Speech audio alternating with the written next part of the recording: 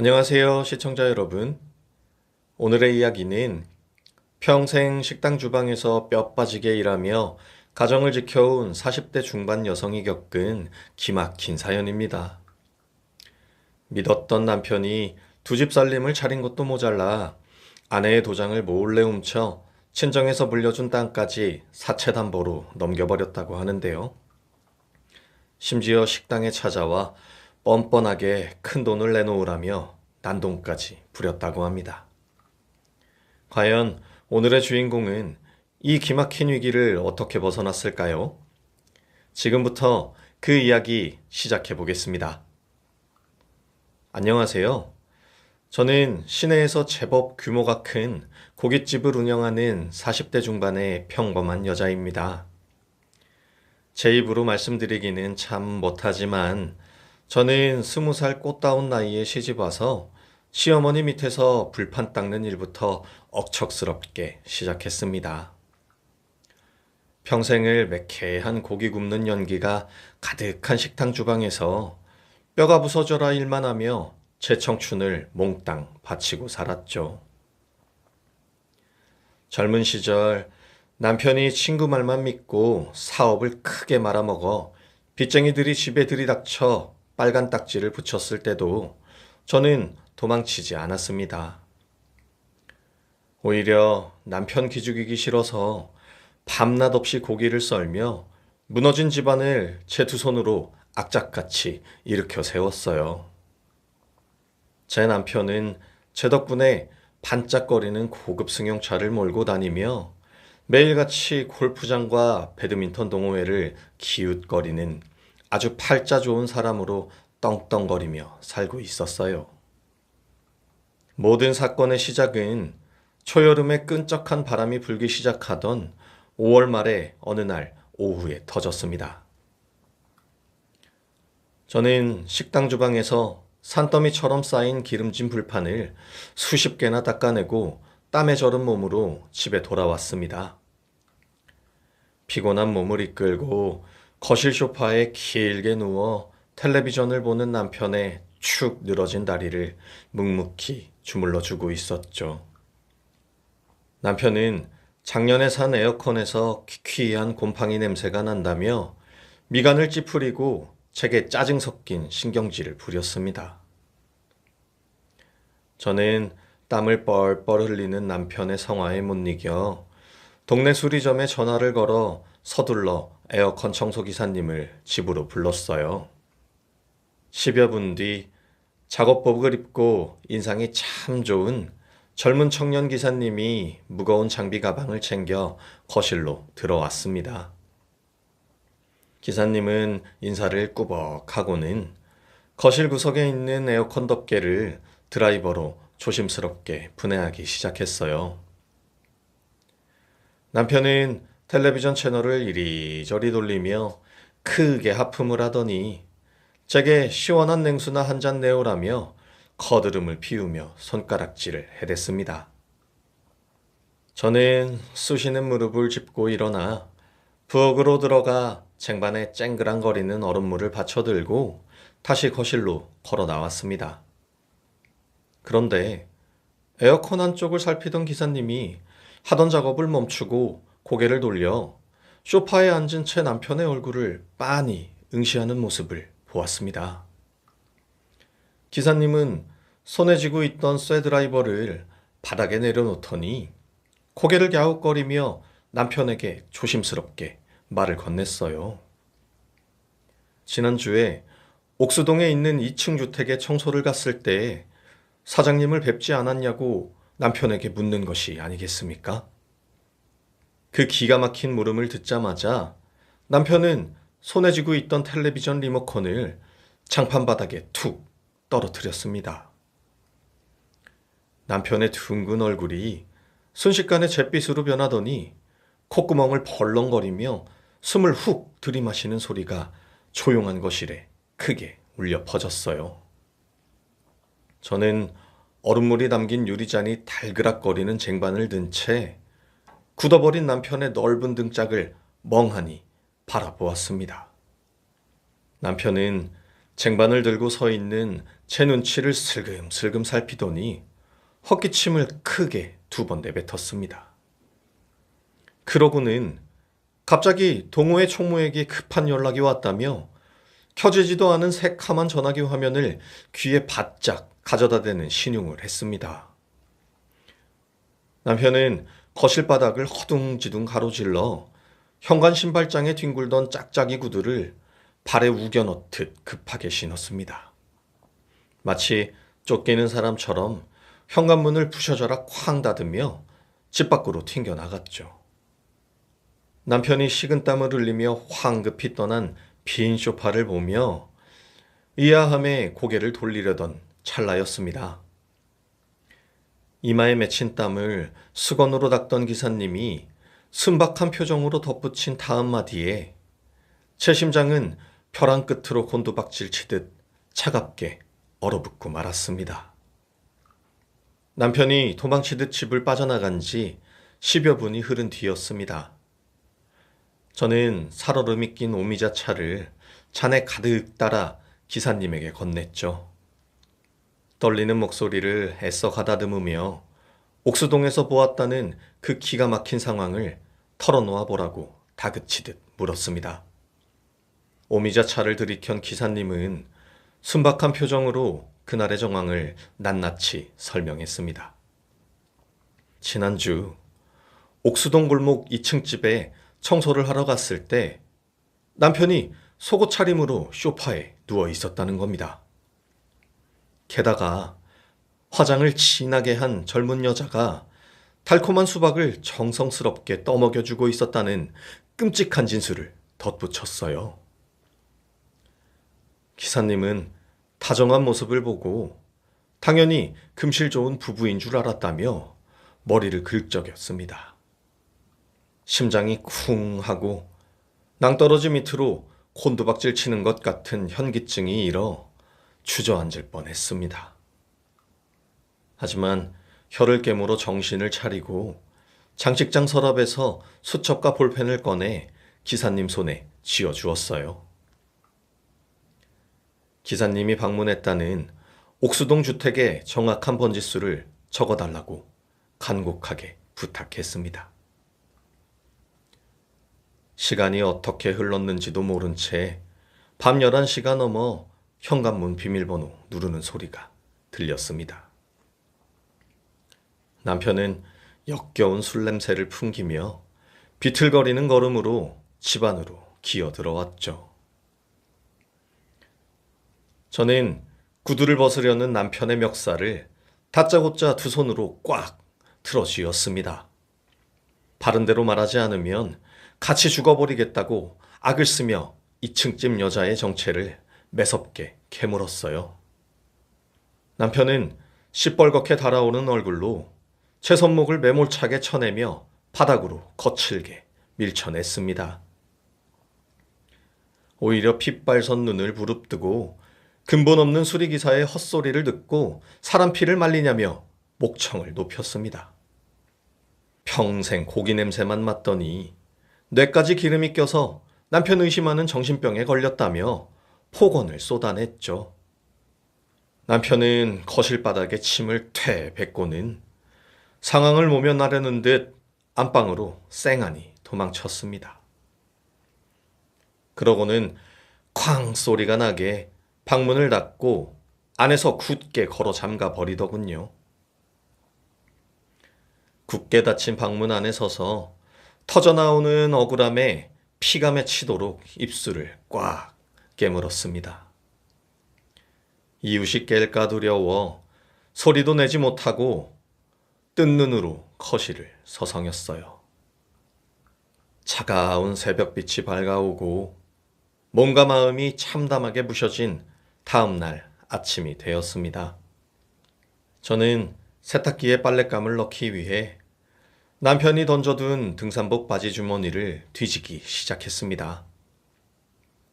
주머니 깊숙한 곳에서 무언가 걸려 나와 끄집어내 보니 구겨진 카드 결제 영수증 뭉치였습니다. 떨리는 손으로 영수증을 펴보는데 인쇄된 글씨를 읽어내려 갈수록 헛숨이 막혀왔습니다. 영수증에는 동네 마트가 아니라 시내 최고급 백화점 여성복 매장의 이름이 찍혀 있었죠. 수십만 원짜리 실크 원피스와 고급 레스토랑에서 긁어댄 고액 결제 내역들이 줄지어 있었습니다. 마지막 영수증에는 백화점 귀금속 매장에서 긁은 다이아몬드 목걸이 구매 내역이 떡하니 박혀 있었습니다. 평생 만져본 적 없는 금액을 확인한 순간 짐승처럼 앓는 소리를 내며 영수증을 쥔 손을 바닥으로 떨구고 말았어요. 옥수동 2층 집에 끔찍한 실체를 제 두 눈으로 알게 된 지 꼬박 일주일째 되던 날이었습니다. 시계바늘이 정오를 가리키자 점심 장사를 시작한 식당 안은 고기 굽는 연기로 가득 찼어요. 숯불이 타들어가는 열기 속에서 저는 밀려드는 주문을 받으며 발바닥에 땀이 나도록 뛰어다니고 있었죠. 그때 남편이 아주 당당한 얼굴로 식당 유리문을 활짝 열고 불쑥 들어왔습니다. 카운터 구석에서 고기를 썰던 저는 뻔뻔한 얼굴을 보자마자 칼자루를 쥔 손에 힘을 바짝 주었어요.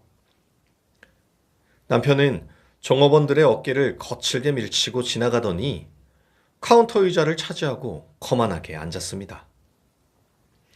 다리를 꼬고 헛기침을 해대던 남편은 단골 손님들이 쳐다보는 앞에서도 제 험담을 늘어놓기 시작했습니다. 멀쩡한 사람을 쥐어짠다며 자신은 평생 식당 뒷바라지 하느라 골병이 들었다고 억울한 피해자 흉내를 냈어요.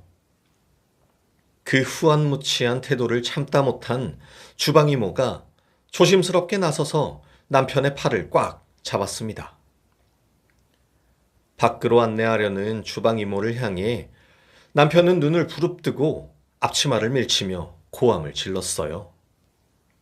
내가 식당 1등 공신인데 어디 감히 손을 대냐며 밀쳐진 이모가 비명을 지르며 바닥에 주저앉았습니다. 그 끔찍한 모습을 보며 저는 썰던 고기 덩어리를 내팽겨치고 당장 남편 앞을 가로막았습니다. 하지만 이성을 잃은 남편은 동호회 지인의 병원비가 필요하다며 제게 3천만 원을 내놓으라고 억지를 부렸어요. 제가 턱도 없는 소리 하지 말라며 노려보자 남편은 다짜고짜 밀고 들어와 금고문을 세게 당겼습니다.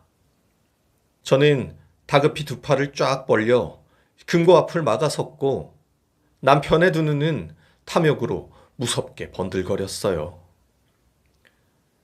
금고가 열리지 않자 주방 안쪽으로 걸어간 남편은 반찬을 담아두는 선반을 향해 굵은 팔뚝을 휘둘렀습니다. 아끼던 도자기 그릇 수십 개가 순식간에 시멘트 바닥으로 와장창 쏟아져 내렸습니다. 귀를 찢는 파열음과 함께 도자기 조각들이 튀어올랐고 파편 하나가 제 발목을 깊게 스쳤어요. 양말 위로 핏물이 번져 나왔지만 남편은 주말까지 돈을 안 주면 식당에 불을 지르겠다며 협박을 했습니다. 그 살벌한 난동에 겁이 질린 손님들은 음식값 계산도 잊은 채 도망치듯 빠져나가 버렸죠. 순식간에 텅 빈 식당 바닥에는 깨진 그릇과 내동댕이 처진 반찬들이 뒤엉켜 처참한 아수라장이 되었습니다. 다리에 힘이 풀려 주저앉은 제 등 뒤로 남편은 코웃음을 치며 유리문을 걷어차고 사라졌어요. 평생을 바쳐 밥 지어 먹여 살린 사람에게 목덜미를 물어뜯긴 배신감은 살을 애는 듯한 고통이었습니다. 텅 빈 식당에 홀로 앉아 멍하니 흩어진 반찬들을 바라보며 저는 소리 없이 입술을 깨물었어요. 파편에 찔려 피가 맺힌 손바닥을 치열하며 가장 뾰족한 파편 하나를 주머니에 깊숙이 넣었어요. 상처에서 흐르는 피보다 가슴 속에 멍든 상처가 숨을 쉬지 못할 만큼 저를 강하게 옥죄어 왔습니다. 배신감에 뜬 눈으로 밤을 지새우던 중 소리조차 내지 않고 남편이 골아떨어진 서재로 들어갔습니다. 책상 및 쓰레기통을 바라보다 그 안에 남편이 작게 찢어버린 흰색 종이 무더기들을 발견하고 말았습니다. 불길한 기분에 바닥에 주저앉아 수백 개의 얇은 종이 조각들을 탁자기로 조심조심 끌어모았어요. 테이프를 가위로 잘라가며 부서진 인생을 두 손으로 이어붙이듯 밤새 종이 퍼즐을 맞춰 나갔습니다. 새벽빛이 스며들 무렵 온전하게 맞춰진 종이에 적힌 사채업자의 이름을 확인하는 순간 저는 비명을 삼켰습니다. 무시무시한 이자율과 상상조차 못한 억대의 대출 금액이 얇은 종이 위에 선명하게 찍혀 있었어요. 이 모든 것이 저를 기만하기 위해 치밀하게 준비된 덫이라는 사실을 깨닫고 온몸이 사시나무처럼 떨렸습니다.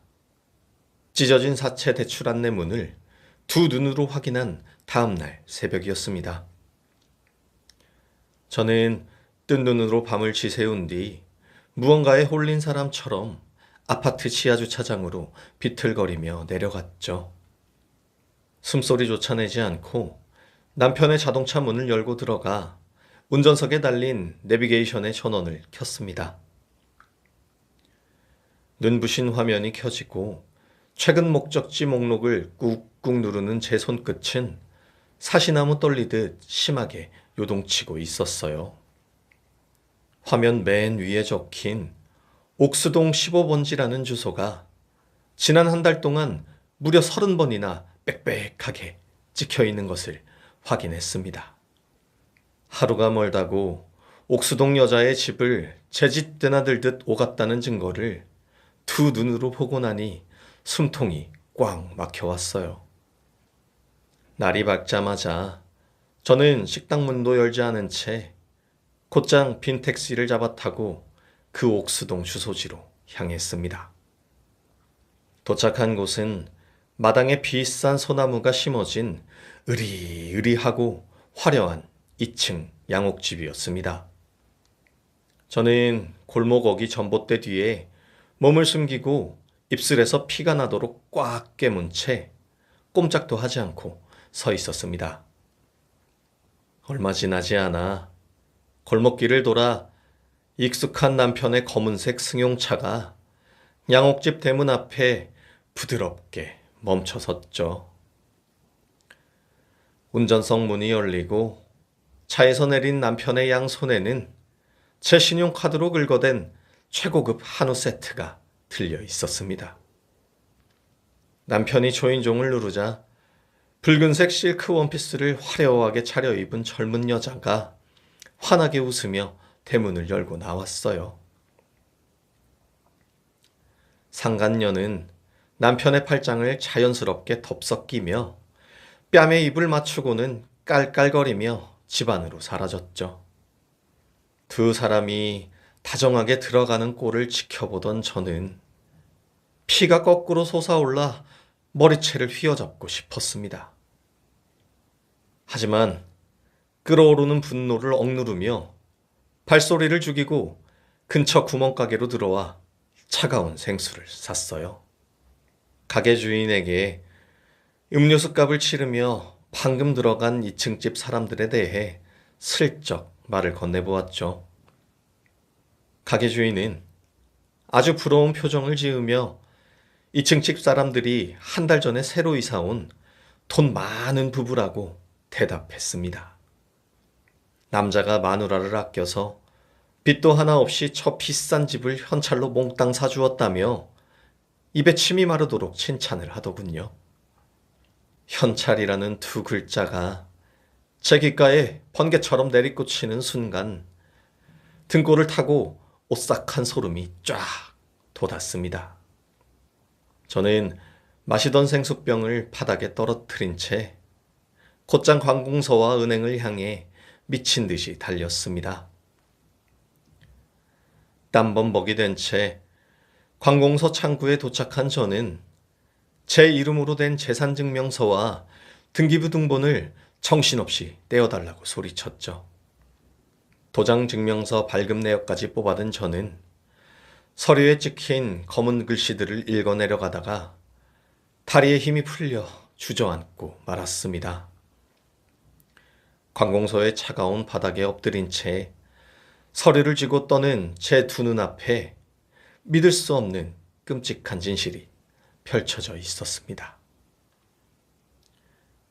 남편이 제 신분증을 몰래 훔쳐내어 나라에서 떼어주는 제 인감도장 증명서를 대리로 발급받은 불법 정황이 찍혀 있었어요. 남편은 제 글씨책까지 똑같이 흉내내 권리를 위임한다는 가짜 서류를 완벽하게 구워 놓았습니다. 위조된 서류를 들고 친정아버지가 저에게 유일하게 남겨주신 시골 땅을 제멋대로 담보로 넘겨버렸습니다. 그 땅을 미끼로 사채업자들에게 억대의 엄청난 돈을 빌려 불륜녀의 양옥집을 사준 것이었어요. 평생을 불판 앞에서 땀 흘려본 목숨 같은 돈이 더러운 불륜 자금으로 쓰였다는 사실에 저는 짐승처럼 울부짖었습니다. 바닥에 엎드려 대출 금액이 적힌 종이를 팍팍 쥐어뜯으며 가슴을 쾅쾅 내리쳤지만 찢어지는 고통은 가라앉지 않았죠. 수십 년 동안 저를 기만하고 피를 빨아먹은 인간에게 내 모든 것을 뺏겼다는 사실에 숨을 쉴 수조차 없었습니다. 사람들이 쳐다보는 것도 아랑곳하지 않고 눈물을 쏟아내던 저는 비틀거리며 관공서 화장실로 들어갔어요. 세면대 거울 앞에 선 저는 붉게 충혈된 눈으로 망가진 제 몰골을 오랫동안 빤히 노려보았습니다. 저는 수도꼭지를 틀어 얼음장처럼 차가운 물을 두 손에 받아 얼굴에 사정없이 끼얹었어요. 물기를 거친 수건으로 닦아내고 헝클어진 머리카락을 단정하고 꽉 조이게 묶어 올렸죠. 젖은 얼굴을 들어 다시 거울을 바라본 제 두 눈에서는 남편에게 재산을 뺏겨 절망하는 불쌍한 여자의 흔적은 없었습니다. 제 눈빛은 빼앗긴 모든 것을 갈기갈기 찢어발겨 다시 되찾아오고야 말겠다는 사냥꾼의 맹렬한 살기로 시퍼렇게 번뜩이고 있었습니다. 관공서 화장실에서 찬물로 세수를 하고 집으로 돌아오는 길은 유난히 춥고 캄캄했습니다. 가로등 불빛이 제 발밑에 시커먼 그림자를 기괴하게 들이우고 있었죠. 당장 집으로 달려가 남편의 멱살을 잡고 저를 속인 위조 서류에 대해 미친 듯이 따져 묻고 싶었습니다. 하지만 악을 쓰며 화를 내봤자 교활한 남편은 남은 재산마저 빼돌리고 저를 빈털터리로 쫓아낼 것이 뻔했어요. 저는 펄펄 끓어오르는 핏빛 분노를 이성으로 꾹꾹 눌러 담으며 치밀하고 잔혹한 사냥 계획을 세우기 시작했어요. 다음 날 아침 해가 뜨자마자 저는 사람의 뒷조사를 해준다는 심부름 센터를 수소문해 찾아갔습니다. 매캐한 담배 냄새가 진동하는 허름한 사무실에 앉아 현금 다발을 책상 위에 조용히 올려놓았습니다. 남편과 옥수동 여자가 숙박업소를 드나드는 사진과 자동차의 실내 녹화 장치에 담긴 음성 파일까지 샅샅이 모아달라고 의뢰했죠. 무거운 의뢰를 마친 저는 곧바로 시내에서 가장 지독하다고 소문난 이혼 담당 법률 대리인을 찾아갔습니다. 법률 대리인의 가죽 소파에 앉아 저는 남편이 위조한 대출 안내문과 등기부 등본을 탁상 위에 펼쳐 보였어요. 도장을 몰래 파서 억대의 돈을 빼돌린 죄와 다른 여자와 살림을 차린 죄를 묻는 고소장을 작성해달라고 요청했습니다. 제 억울한 사정을 듣던 대리인은 혀를 차며 빼앗긴 재산을 되찾을 수 있도록 철저하게 돕겠다고 약속을 했습니다. 법률 상담을 마친 길로 주거래은행 여러 곳을 숨가쁘게 돌며 제 이름으로 된 통장의 비밀번호를 모조리 바꿔버렸죠. 남편이 손댈 수 없도록 땅 문서와 기금속들은 은행의 개인 대여 금고 깊숙한 곳으로 전부 옮겨버렸어요. 제 재산에 단단한 쇠 자물쇠를 채운 뒤 며칠 전 에어컨을 고쳐주었던 수리기사님을 다시 찾아갔습니다.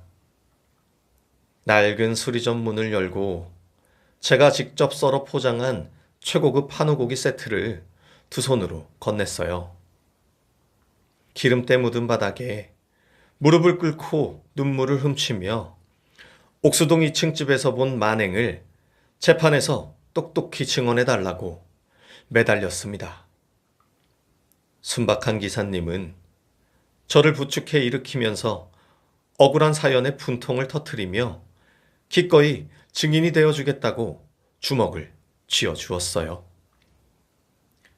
혹시나 남편이 딴소리를 할까봐 기사님의 허락을 구하고 옥수동 목격담을 제 휴대전화 녹음기에 생생하게 담아두었죠. 완벽한 반격의 무기들을 가지고 집으로 돌아온 저는 남편 앞에서는 아무것도 모르는 바보 천치처럼 굴기 시작했습니다. 매일 저녁 뼈가 으스러지도록 가마속에 고아낸 진한 사골국과 값비싼 소고기 전골을 식탁에 정성스럽게 차려냈습니다. 식당 일로 시큰거리는 무릎을 숨기며 밥숟가락을 드는 남편의 그릇 위에 윤기가 흐르는 고기 반찬을 다정하게 올려주었어요. 친구 병간호하느라 얼굴이 헬쑥해졌으니 고기 좀 많이 챙겨 먹으라며 간과 쓸개라도 빼줄 것처럼 환하게 웃어 보였습니다. 제 다정한 대우에 남편은 입꼬리가 귓가에 걸린 채 신이 나서 어깨를 들썩였어요. 속으로는 늙은 마누라가 꼭두각시처럼 놀아난다고 비웃고 있을 그 역겨운 얼굴을 보며 식탁 아래로 허벅지를 피가 나도록 꼬집었죠. 당장이라도 펄펄 끓는 사골국을 그 교활한 면상에 엎어버리고 싶었지만 끓어오르는 구역질을 차가운 냉수와 함께 삼켰습니다. 포식한 남편이 불룩한 배를 두드리며 소파에 누워 세상 모르고 골아떨어진 깊고 고요한 밤이 되었습니다. 저는 숨을 죽이고 발 뒤꿈치를 든 채 조심조심 다가가 남편의 바지 주머니에서 휴대전화를 소리 없이 빼냈어요. 습관처럼 자주 누르던 현관문 비밀번호를 입력해 잠금을 풀고 옥수동 상간녀와 주고받은 은밀한 메시지 창을 열었습니다. 화면 속에서 저를 냄새나는 늙은 돼지라고 조롱하며 제 재산을 다 빼앗은 뒤 외국으로 도망가자는 더러운 대화가 끝도 없이 펼쳐졌습니다. 심장이 날카로운 칼날에 찢어지는 끔찍한 고통 속에서도 눈을 부릅뜨고 그 대화 내역 전체를 제 휴대전화 공간으로 전송했습니다. 남편의 모든 더러운 범죄 증거가 제 작은 두 소나귀에 완벽하게 들어온 순간 서늘한 밤바람이 커튼을 기괴하게 흔들고 있었죠. 식탁 위에 놓인 과일 깎는 칼에 번쩍이는 서늘한 날을 닦아내며 숨통을 옥죄 마지막 함정을 서서히 파내려가고 있었습니다. 그물망을 빈틈없이 짜놓은 대망의 금요일 저녁이 되었습니다. 저는 식탁에서 붉은 사과를 정성껏 깎아 남편의 입에 쑥 넣어주며 조심스럽게 미끼를 던졌어요. 평생 뜨거운 물판 앞을 지키느라 무릎이 성한 곳이 없으니 이제 식당을 싹 정리하겠다고 운을 띄웠죠. 식당 판돈으로 시내에 번듯한 5층짜리 상가 건물 하나 사서 당신 이름으로 해둘 테니까 우리 이제 세나 받으면서 편하게 살자고 달콤한 말을 건넸습니다. 건물을 자기 이름으로 사준다는 말이 떨어지기가 무섭게 남편은 탐욕에 물든 눈알이 튀어나올 듯 커졌습니다. 남편은 놀란 마음에 쥐고 있던 쇠포크를 식탁 위로 쨍그랑 떨어뜨리며 극도로 흥분한 기색을 감추지 못했어요. 저는 짐짓 점잖은 척 헛기침을 하는 남편의 허영심을 바짝 자극하기 위해 한술 더 떴습니다. 당신 주변에 부동산 잘 아는 전문가가 있으면 이번 주 일요일에 시내 최고급 한정식집으로 모시고 오라며 어깨를 두드려 주었어요. 내가 인감도장이랑 전 재산 들어있는 통장 싹 다 싸갈 테니까 그 자리에서 바로 건물을 계약하자고 못을 박았죠. 제 입에서 인감도장과 통장이라는 단어가 나오자 남편은 이성적인 판단이 완전히 흐려진 듯 제 두 손을 덥석 부여잡았습니다.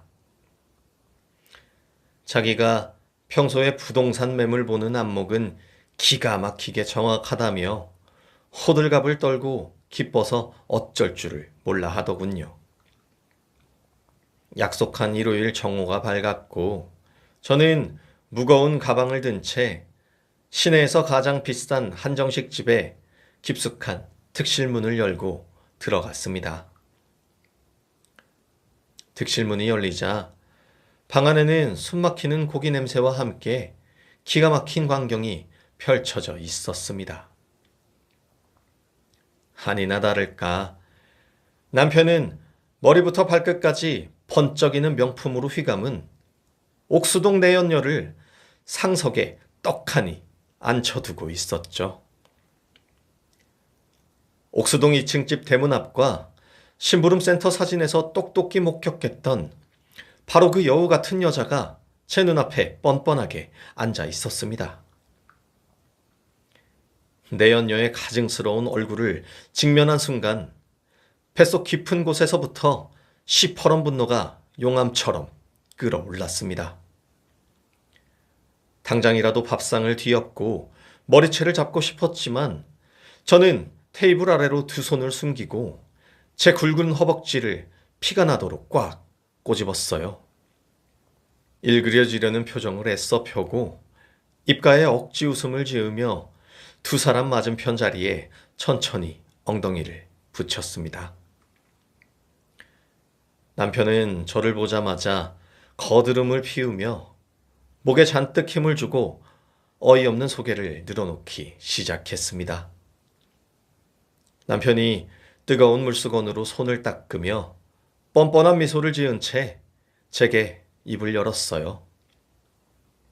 여보, 인사해. 이쪽은 내 오랜 지인이고 상가 건물을 쪽집게처럼 찾아내는 투자의 귀재이신 이 소장님이야. 상가 건물을 사게 해주겠다는 제 말에 단단히 속아 넘어간 남편은 자기 내연녀를 부동산 소장이라고 감쪽같이 둔갑시킨 것입니다. 내연녀는 고개를 빳빳하게 들고 낡고 촌스러운 제 옷차림을 위아래로 훑어보며 비웃음을 살짝 흘렸어요. 그러고는 가식적인 미소를 지으며 금박이 번쩍이는 빳빳한 명함 한 장을 제 앞으로 쓱 내미는 여유까지 부리더군요. 곧 자신의 소유가 될 건물 생각에 잔뜩 들뜬 남편은 눈앞에 놓인 고가의 전복구이와 갈비찜을 짐승처럼 탐욕스럽게 집어삼켰습니다. 두 사람은 속으로 이 멍청하고 늙은 여편네 전 재산을 오늘 다 털어먹는다며 입가에 숨길 수 없는 교활한 미소를 띠고 있었죠. 식사가 어느 정도 무르익자 내연녀가 화려한 가죽 가방에서 두꺼운 서류 뭉치를 꺼내 테이블 중앙에 쫙 펼쳤습니다. 가짜 상가 매물 사진과 수익률이 적힌 허위 서류들을 손가락으로 짚어가며 뱀처럼 매끄러운 혀로 본격적인 브리핑을 시작했어요. 저는 턱을 개고 묵묵히 서류를 검토하는 척하며 그 두 마리 기생충이 신나게 떠드는 꼴을 꾹 참고 끝까지 지켜보았습니다. 방 안의 공기가 고개기름처럼 끈적해지고 두 사람의 더러운 탐욕이 식탁 위를 꽉 채울 무렵이었어요. 저는 무릎 위에 올려두었던 제 낡은 가방의 지퍼를 천천히 그리고 아주 소리 없이 부드럽게 열었습니다.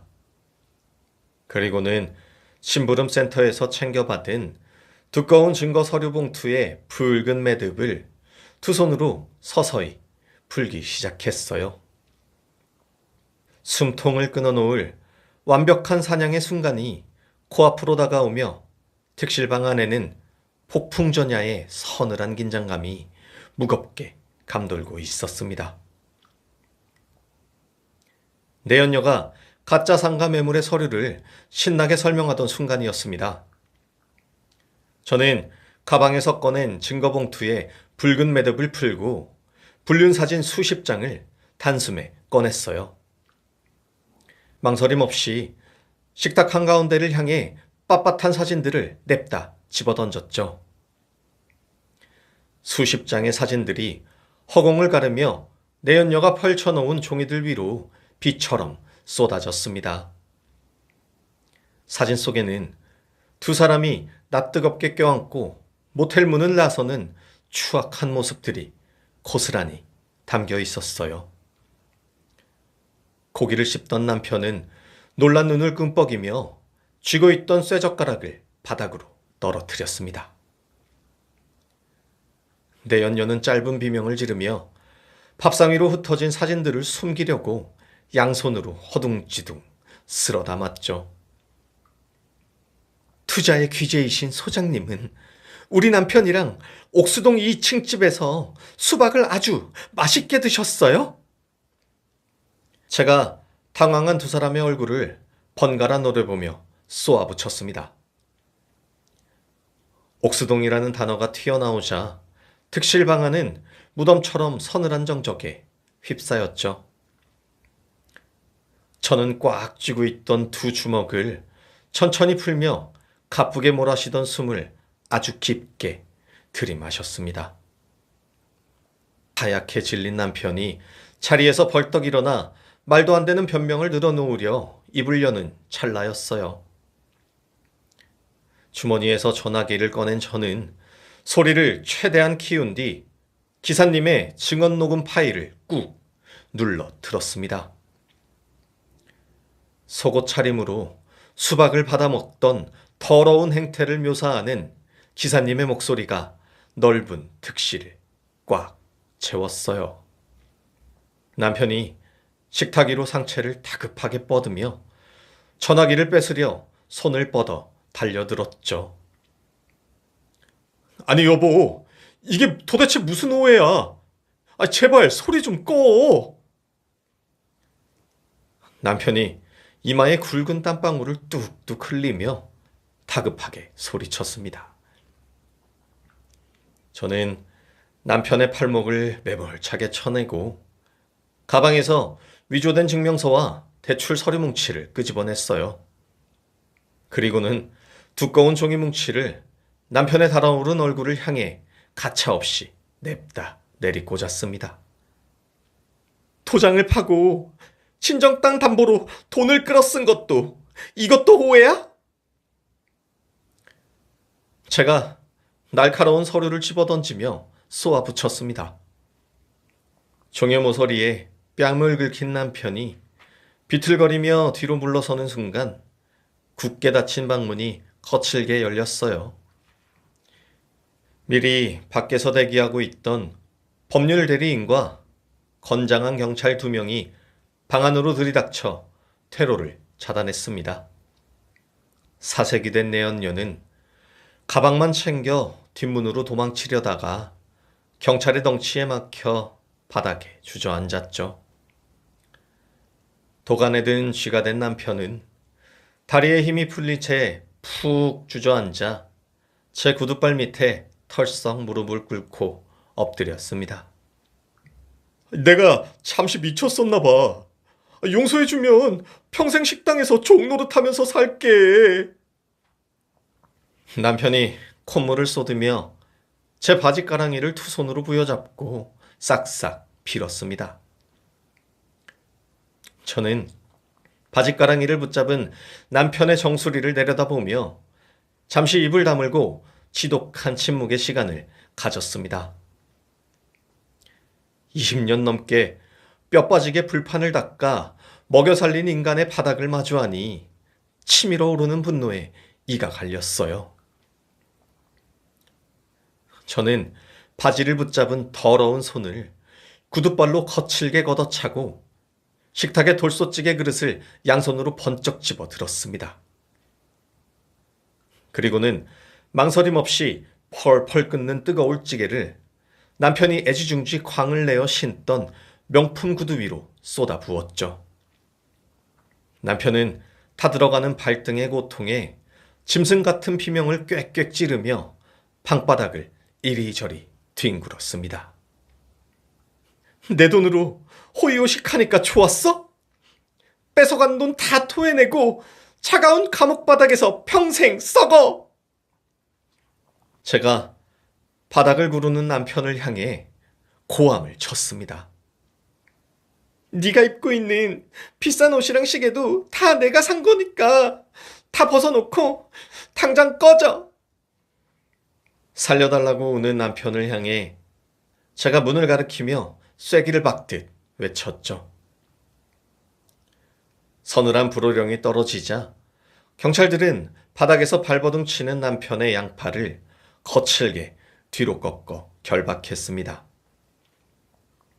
경찰은 구석에서 덜덜 떨며 울고 있던 내연녀 역시 은빛 쇠고랑을 채워 강제로 일으켜 세웠어요. 경찰들이 질질 끌고 나가는 2 남녀의 비참한 뒷모습을 보며 저는 그 자리에 꼿꼿하게 서 있었습니다. 남편의 끔찍한 비명소리가 복도 끝으로 완전히 멀어지자 10년 동안 막혀있던 체증이 단번에 씻겨 내려가는 듯 했죠.